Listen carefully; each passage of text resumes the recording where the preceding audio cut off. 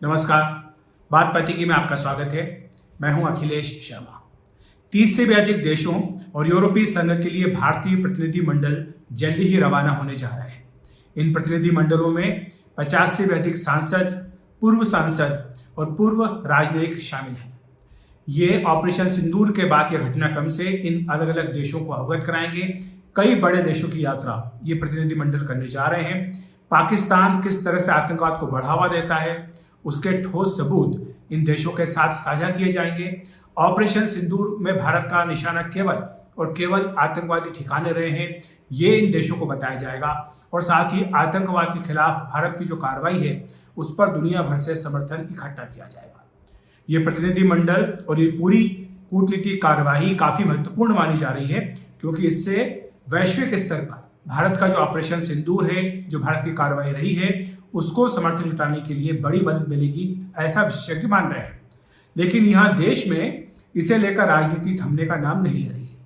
पहले राजनीति इस बात पर हुई कि कांग्रेस पार्टी ने यह कहा कि उसकी ओर से 4 नाम दिए गए थे, उनमें जो नाम थे उन्हें शामिल नहीं किया गया, बल्कि सरकार ने अपनी ओर से शशि थरूर को महत्वपूर्ण जिम्मेदारी दे दी और उस प्रतिनिधि मंडल की अगुवाई करने का जिम्मा दे दिया जो अमेरिका जा रहा है। इस बात को लेकर के कांग्रेस को शिकायत है। कांग्रेस का यह कहना है कि संसदीय कार्य मंत्री की ओर से कांग्रेस अध्यक्ष मल्लिकार्जुन खड़गे और राहुल गांधी को फोन किया गया था, तो उसी में स्पष्ट किया गया था कि आप अपनी ओर से नाम दे दें, जिसके बदले में कांग्रेस पार्टी ने 4 नाम दिए थे, लेकिन सरकार ने उन्हें नहीं माना। दूसरी तरफ संसदीय कार्य मंत्री का यह कहना है कि कांग्रेस को सिर्फ कर्टसी के तौर पर सूचना दी गई थी कि ये प्रतिनिधि मंडल जा रहे हैं और इनमें कुछ सांसदों को, कांग्रेस पार्टी के सांसदों को शामिल किया जाएगा। नाम नहीं पूछे गए थे उनसे, और इसलिए यह कहना कि कांग्रेस की ओर से जो नाम दिए गए थे उन्हें शामिल नहीं किया गया, ये ठीक बात नहीं है। तो अभी एक तरफ यह विवाद चल रहा था, दूसरी तरफ अब दूसरा विवाद तृणमूल कांग्रेस को लेकर शुरू हो गया है। दरअसल इन प्रतिनिधि मंडलों में से एक प्रतिनिधि मंडल में कांग्रेस के तृणमूल कांग्रेस के जो बहरामपुर के सांसद हैं यूसुफ पठान, उनका नाम शामिल किया गया था।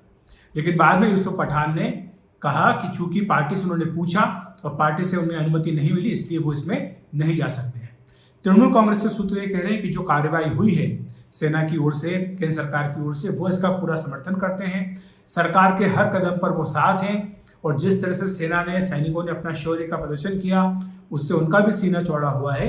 लेकिन जहां तक इस पूरी कवायद का मतलब है, उनका स्पष्ट तौर पर यह कहना है कि ये चूंकि विदेश नीति केंद्र सरकार के दायरे में आती है, लिहाजा केंद्र सरकार ही इसका फैसला करे और जो भी जवाबदेही बनती है वो केंद्र सरकार की बनती है, उनकी पार्टी इसमें शामिल नहीं होगी। इसीलिए टीएमसी के कोई भी सांसद इस प्रतिनिधि मंडल में शामिल नहीं हो रहे। अब ये एक तरह से राजनीति के तौर पर देखा जा रहा है, क्योंकि बीजेपी की ओर से, विश्व हिंदू परिषद की ओर से इस पर तीखी प्रतिक्रिया आई है।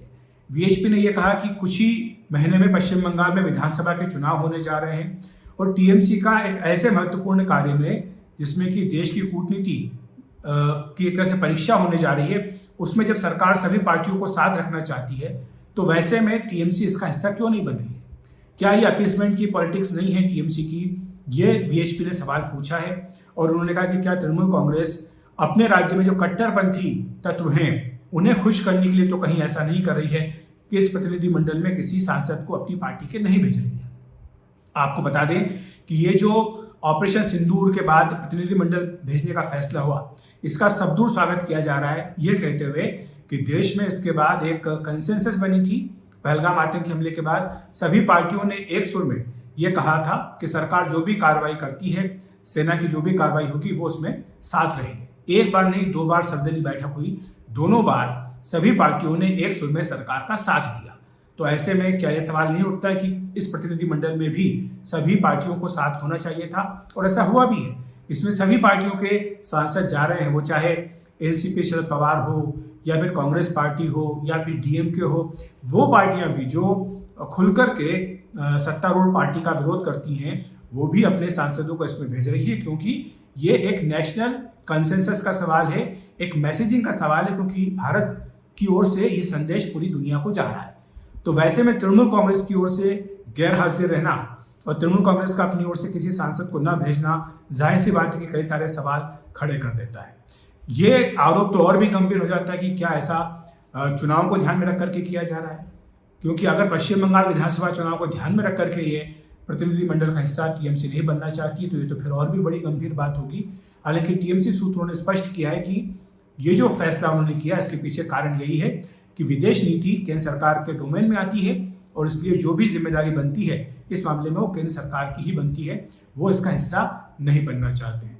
तो बहरहाल ये जरूर है कि ऑपरेशन सिंदूर के बाद ये जो डिप्लोमेटिक इनिशिएटिव भारत की ओर से शुरू किया गया है, जिसमें कि सभी दलों के सांसदों को, पूर्व सांसदों को, पूर्व राजनयिकों को भेजा जा रहा है, इसमें टीएमसी की गैरहाजिरी है और इसको लेकर अब सवाल भी खड़े किए जा रहे हैं।